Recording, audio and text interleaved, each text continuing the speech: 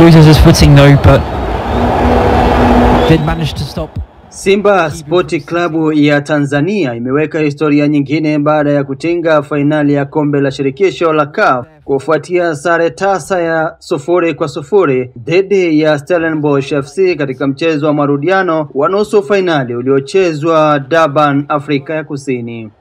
Kwa matokeo hayo, Simba wamefuzu kwa faida ya bao 1-0 kufuatia ushindi wake wa bao 1-0 katika nusu fainali ya kwanza iliyopigwa Zanzibar juma lililopita. Katika mchezo wa leo, Simba walicheza kwa nidhamu ya hali ya juu, wakilinda matokeo yao kwa umakini mkubwa. Kikosi hicho kinachoonolewa na kocha Fadlu Davis kilisimama imara dhidi ya mashambulizi ya wenyeji na kuhakikisha nafasi yao ya kihistoria haipotei. Mlinda lango wa Simba Musa Kamara na walinzi wake walikuwa nguzo muhimu katika kulinda matumaini ya Watanzania. Timu zote zilipewa penati, lakini VAR ilikataa.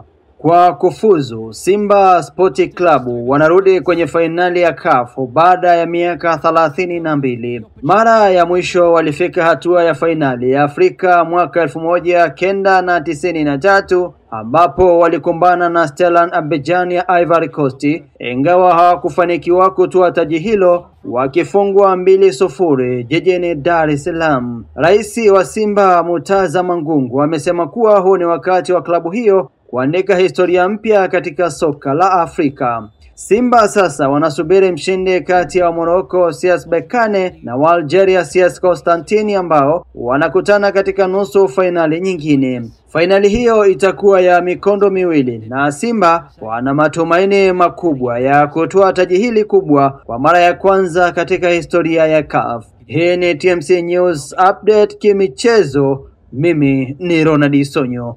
Endelea kutufuatilia ili wa kwanza kupata taarifa zetu pindi tunapozipakia hewani.